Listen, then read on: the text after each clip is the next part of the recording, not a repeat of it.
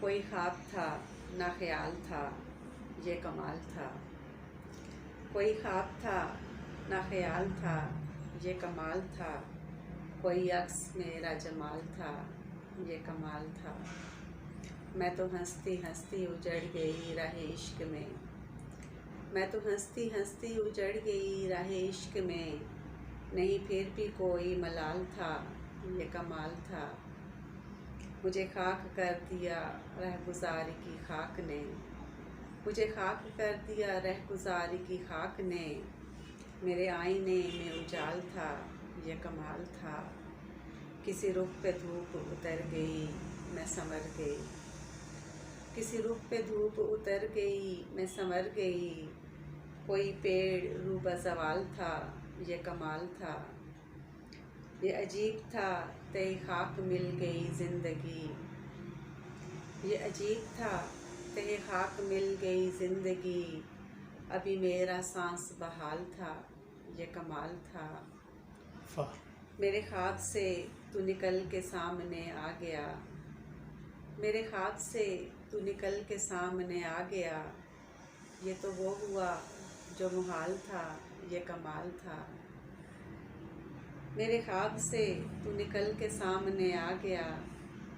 ये तो वो हुआ जो मुहाल था, ये कमाल था। मेरे लफ्ज़ लफ्ज़ में दर्द थे जो गज़ल हुए। मेरे लफ्ज़ लफ्ज़ में दर्द थे जो गज़ल हुए। मेरे दश्त में जो गज़ाल था, ये कमाल था। कोई ख्वाब था ना ख्याल था, ये कमाल था। कोई अक्स मेरा जमाल था, ये कमाल था। पाकिस्तान पीस चैनल में खुश आमदीद। मैं हूं इमरान अम्मार। इस वक्त हमारे साथ मौजूद है एक शायरा। जैसे कि आप जानते हैं, शायर हो या शायरा हो, उनका नाम तो कोई एक जैसा होता नहीं है, उसके साथ तखल्लुस एजाज़ात लगे होते हैं। तो आइए हम जानते हैं इन्हीं की ज़बानी, इन्हीं के नाम। जी मैम। मेरा नाम जो है वो रिफ़त सुल्ताना है और अदबी नाम जो मेरा है वो है रिफ़त वहीद। अदबी हलकों में मुझे लोग जो पहचानते हैं वो रिफ़त वहीद के नाम से पहचानते हैं। मेरा तखल्लुस जो है वो है रिफ़त बुलंदी। जी जी जी। तो आपने ये बुलंदी तक जो आप पहुंची हैं, इसके लिए बहुत आपने मेहनत की होगी, बहुत काविश होगी। तो आपने कौन से स्कूल से तालीम हासिल की? मैंने इब्तदाई तालीम जो थी वो इधर ही एक प्राइवेट स्कूल था, बरकत अली मॉडल स्कूल, वहाँ से हासिल की क्लास 7 तक। फिर उसके बाद मैंने स्कूल को खैरबाद कहा और मैं घर बैठ के, कुछ घरेलू हालात ऐसे थे कि मुझे तालीम जो है वो प्राइवेट तौर पे हासिल करनी पड़ी घर बैठ के। जी, प्राइवेट तालीम आपने फिर कौन से इदारे से शुरू की? प्राइवेट किसी भी इदारे से पहले मैट्रिक तो मैंने खैर घर में ही बैठ के, क्लास 7 से मैंने स्कूल छोड़ा तो उसके बाद मैंने मैट्रिक जो है वो घर में ही बैठ के बुक्स मंगवा ली थी और घर में ही तैयारी करके, तो उसमें मैंने पेपर दे दिए थे मैट्रिक के। और उसमें जो मेरी रहनुमाई की थी, हमारे उस्ताद थे ताबिश कमाल साहब, उन्होंने मेरी रहनुमाई की उस तालीम हासिल करने में। और जब मैंने क्लास 7 से स्कूल छोड़ा था तब वो स्कूल में हमारे उर्दू के टीचर थे, और जब मैंने स्कूल छोड़ा तो उन्हें अच्छा नहीं लगा ये चीज़ कि एक पढ़ने वाली बच्ची और एक ज़हीन बच्ची जो हमारे स्कूल से चली गई है। तो वो इस बात को लेके हमारे घर आई, मेरी अम्मी से कहा कि बच्ची को तालीम जारी रखने के लिए इजाज़त दें। तो अम्मी ने बताया कि हमारे घर के हालात कुछ ऐसे नहीं हैं कि बाकायदा तौर पे हम तालीम हासिल कर सकें। तब उन्होंने एक ये मशवरा दिया हमें, अम्मी को, कि आप चाहें तो मैं बच्ची की रहनुमाई कर दूँ और घर आके इसे पढ़ा दिया करूँ ताकि ये मैट्रिक तो कम से कम कर ले। तो अम्मी ने इजाज़त दे दी इस चीज़ की। तो फिर तब जो है ना वो ताबिश कमाल साहब हमारे घर आने लगे और मेरी पढ़ाई के सिलसिले में मेरी रहनुमाई की उन्होंने, और मैंने मैट्रिक के एग्ज़ाम दिए। जी, उस्ताद का बहुत बड़ा किरदार होता है शागिर्द को आगे लाने के लिए। उस्ताद बादशाह तो नहीं होता, लेकिन शागिर्द को बादशाहों तक पहुंचा देता है, बादशाह बना देता है। तो आपकी कामयाबी के पीछे आपके असातिज़ा का बहुत बड़ा काविश है। तो उस्ताद जो ताबिश कमाल साहब हैं उनका बहुत बड़ा रोल है जी। इसमें। अब हम बात करते हैं मैट्रिक के बाद फिर इंटरमीडिएट थी और तालीम, वो कहाँ से हासिल की? वो भी मैंने प्राइवेट तौर पे इलामा इकबाल ओपन यूनिवर्सिटी से तालीम हासिल की है उसकी। बाकी मैंने जो है ना MA उर्दू किया हुआ है, तो वो अल्हम्दुलिल्लाह के मैंने घर बैठ के ही पढ़ा है। Very nice, very nice. ठीक है, आपने इतनी तालीम भी कर ली, उर्दू में भी मास्टर भी कर लिया। तो आपने जो तसानीफ़ लिखी ये कैसे आपको ख़्याल आया किताब लिखने का? असल में शायरी तो मैं बहुत छोटी एज में ही करना शुरू मैंने की थी, तो वही जो कुछ लिखती थी तो उसे रख देती थी, और किताब की शक्ल में इसे मैं बहुत बाद में लेके आई हूँ।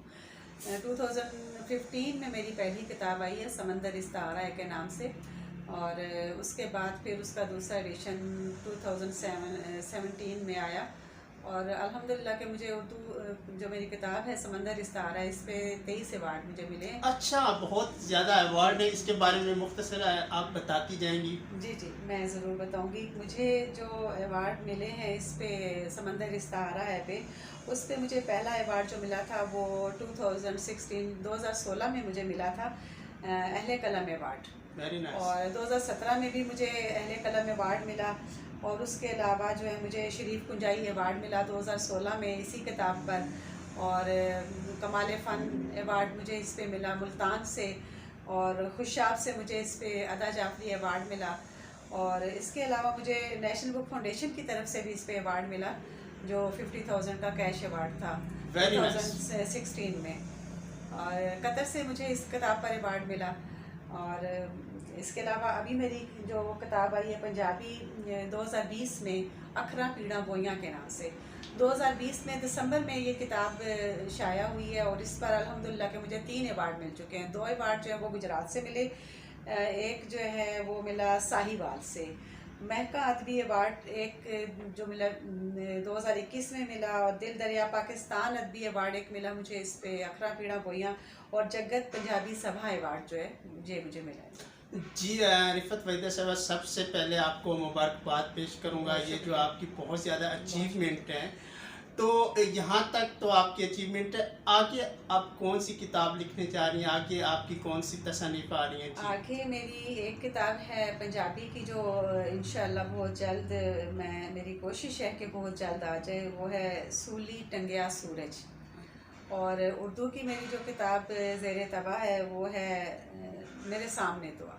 आइए हम इनसे जानते हैं ये शायरी का आगाज़ इन्होंने कब से किया और कैसे इन्हें शौक़ पड़ा शायरी का। जी मैम।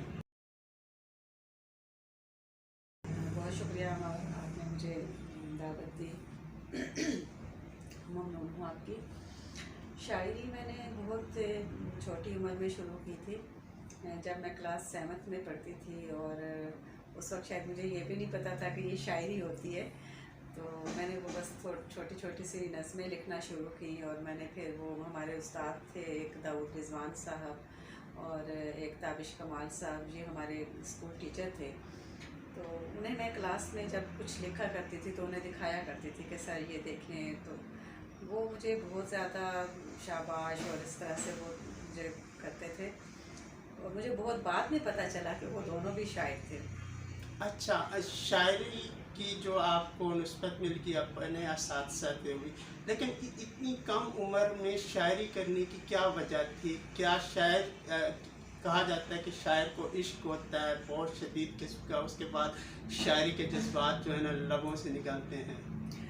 नहीं, मेरे ख्याल से ऐसा नहीं है, क्योंकि देखें वो एज जो मैंने आपको बताया कि मैंने क्लास 7th में लिखना शुरू किया, उस वक्त हमें क्या पता कि इश्क क्या होता है, मुझे तो ये भी नहीं पता था कि शायरी क्या होती है। अच्छा।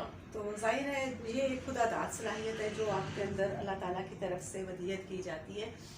तो ऐसा है कि उस वक्त तो मुझे कुछ भी नहीं पता था, और फिर बाद में ऐसा हुआ कि मैंने उन्हीं दिनों में मैंने स्कूल भी छोड़ दिया था, क्लास 7th से ही मैंने स्कूल भी छोड़ दिया, और फिर जो तालीम का सिलसिला था वो भी मैंने घर बैठ के प्राइवेट ही हासिल की। तो ऐसा नहीं है कि आपको इश्क होगा तो आप शायरी करेंगे, ये एक खुदादाद सलाहियत होती है आपके अंदर जो कुदरती तौर पे आपके अंदर होती है, और जैसे वो कहते हैं कि शायर या तो होता है या नहीं होता, तो ये कुदरती एक सलाहियत है। यानी कि आप गालिब की इस बात को मुत्फिक करते हैं कि गालिब ने कहा था आते हैं गायब से ख्याल है मज़ामीन गालिब के, मुझे गायब से ये इल्हाम होना शुरू हो जाते हैं, तो ये इल्हाम आपको 7वीं क्लास में होना शुरू हो गया। ऐसा ही तो इसके बाद फिर शायरी को आगे आपने वुसअत कैसे दी, कैसे आगे मैं लिखती रही हूँ, लिखती थी, और बस मुझे कुछ पता नहीं था शायरी के बारे में, स्कूल भी छोड़ दिया था, बस ये है कि शौक़ था, तो डायरी भी बनाई हुई थी एक छोटी सी, उसमें लिख लेती थी, रख देती थी, फिर कभी अगर मौका मिल जाए तो ताबिश कमाल साहब जो हमारे उस्ताद थे, उर्दू के हमारे टीचर थे क्लास में, तो उन्हें दिखा देती होती थी। बहरहाल पता नहीं था कि ये शायरी होती है, बस लिख लेती थी, छोड़ देती थी। और फिर जब 2007 में मैंने जो है ना वो बाकायदा तौर पे जो मुशायरों में जाना शुरू किया और इस तरह से। अच्छा, मैम रिफ़त वहीद साहब हमारे साथ मौजूद हैं। ये शायर के साथ, इन्होंने शायरी के साथ अपनी कुछ किताबें भी लिखी हैं। इनकी एक किताब है समंदर इस्तारा है, रिफ़त वहीद साहब से हम जानेंगे इस किताब पे आपने क्या पैगाम दिया है, क्या इसके बारे में आप कहेंगे? जी, ये किताब मेरी समंदर इस्तारा है, मेरी पर्सनली शायरी है। इसमें सिर्फ गज़लियात शामिल हैं। पैगाम तो ज़ाहिर है जो भी इसको जो पढ़ने वाले कारी होते हैं वो जो है ना जब भी कुछ पढ़ते हैं लिखा हुआ शोरा का, तो वो अगर अपने ऊपर ले के पढ़ते हैं तो वो उन्हें लगता है कि जैसे ये हमारी कहानी है।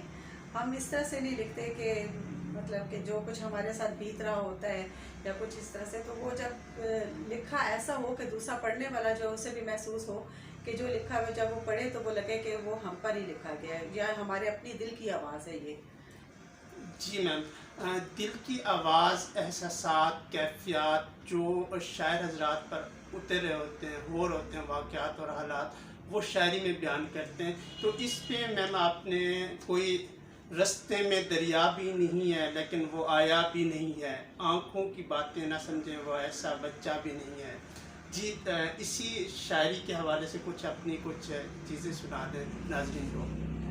मैं आपको एक गज़ल जो मेरी सबसे पहले गज़ल नवाए वक्त में शाया हुई, मैं आपको वो गज़ल सुनाती हूँ इस वक्त। वो थी कि कोई मंज़र सब्ज़ और शादाब आँखों में नहीं, कोई मंज़र सब्ज़ और शादाब आँखों में नहीं, जुज़ ख़िज़ां कुछ भी मेरी बेख़ाब आँखों में नहीं। वाह, बहुत उम्दा। देखती जाती हूँ उसको, डूबती जाती हूँ मैं, देखती जाती हूँ उसको, डूबती जाती हूँ मैं, कौन ये कहता है कि गिरदाब आँखों में नहीं।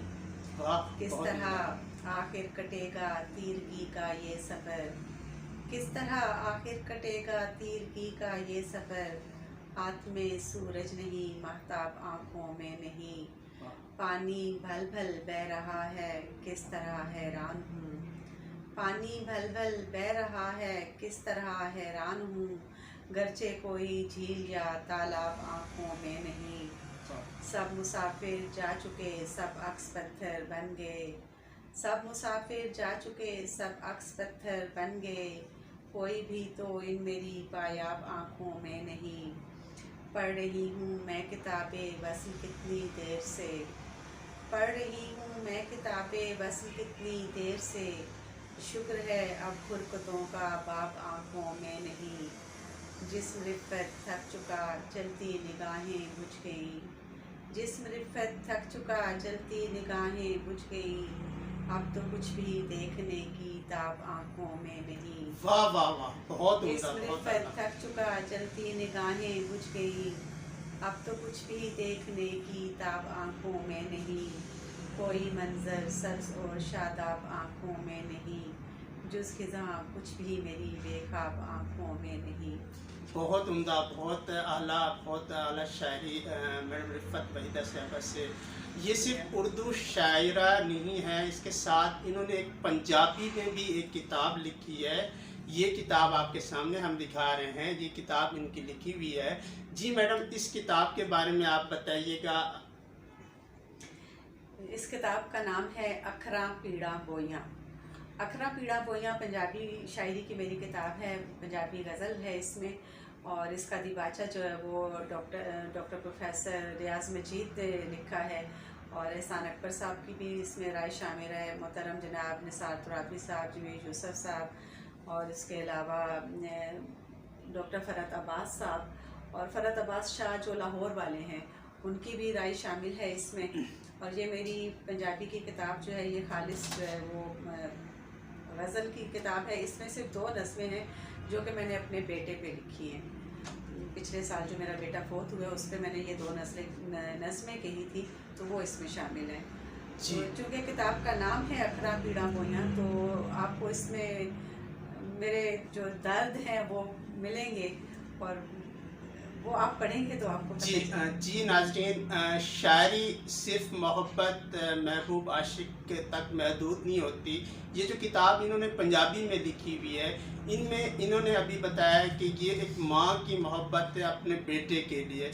तो वो माँ जो है अपने बेटे से मोहब्बत का इजहार किस तरह करती है, और वो जब चला जाता है तो उसे कितने इसकी तकलीफ़ होती है। तो वो आप इसकी कोई हमें कोई गज़ल नज़म कोई सुना दें नाज़रीन को।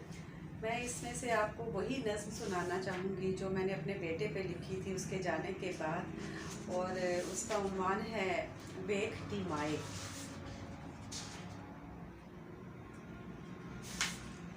वेख नी माए, नज़्म का उन्वान है वेख नी माए। वेख नी माए, मेरी रब ने मिट्टी गुन्नी, मैनू हत्था नाल बनाया, कुन कह के फिर इस मिट्टी अंदर अपनी रूह सू फूकी। पहलू अपना हर एक चासू पूरा कीता, फिर मैं तेरी कुखे आया। 9 महीने तू मैनू चाया, फिर एक दिहाड़े इस धरती ते मेरा जन्म सी होया। मेरे जन्म दिहाड़े ते हर पासे सन खुशियां वसियां। एक एक करके सारे रिश्तेदार मेरे मैनू वेखण आए।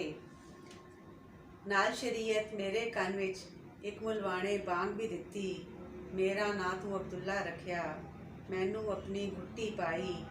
वेख नी माए, तू की जाने तेरी हर खुशी ते मैं पानी फेर गया वां। तेरे सारे अरमान दिले दे तेरे सावें साड़ गया वां। वेख नी माए, मैंने ही अपनी किस्मत लिखी, जो लिखिया सी रब अकबर ने वाह। तेरे सावें भुगत गया वां। मैं नहीं हरिया मुश्किल कोलूं, मुश्किल आपे हर गई है। दस खां माए, कि मैं तैथू शै कोई मंगी, कि मैं तैनू औखे दिती, कि मैं कोई सदर पाली, कि मैं पींग हुलारे मंगे, कि मैं तैनू हाथ दवाई, कि मैं कोई जाने कीता, तेरा चंगा पुत्तर होके इस धरती ते साने ले। वेख नी माए, हाँ मैं मन्ना जिन्ने ती खयाती रहीए, मेरे सारे वक्त नहीं कड्डे, हर दर ते मैनू लैके गई है।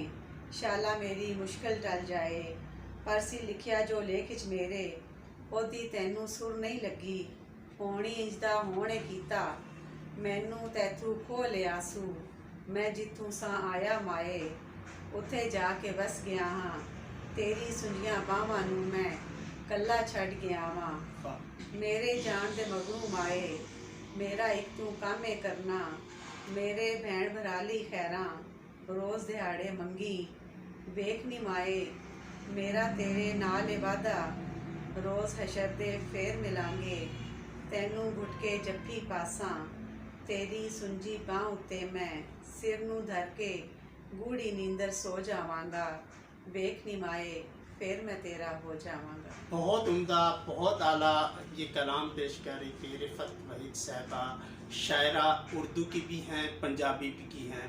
पंजाबी में इन्होंने ये जो आपके सामने अभी शायरी पेश की है, ये इनका एक बेटा था, अल्लाह उन्हें जन्नत नसीब फरमाए, आमीन। वो इनसे रुखसत हुआ कुछ अर्सा पहले। ये उनकी याद में इन्होंने ये जो है गज़ल पेश की है, शायरी पेश की है। तो नाज़रीन, इस दौर में सिर्फ मोहब्बत इश्क मजाजी इश्क हकीकी तक तो है, लेकिन जो इसके असरात हैं वो पूरे मुआशरे में, पूरे माहौल में, पूरी दुनिया में हैं। शायरी जज्बात और कैफियत का नाम है। शायरी सिर्फ बोली नहीं जाती, शायरी लिखी भी जाती है। शायरी लिख कर आगे आने वाली नस्लों तक ये पैगाम पहुंचाया जाता है। मोहब्बत को खुदा करना पड़ेगा, मोहब्बत को खुदा करना पड़ेगा, इसे दुआशाह करना पड़ेगा।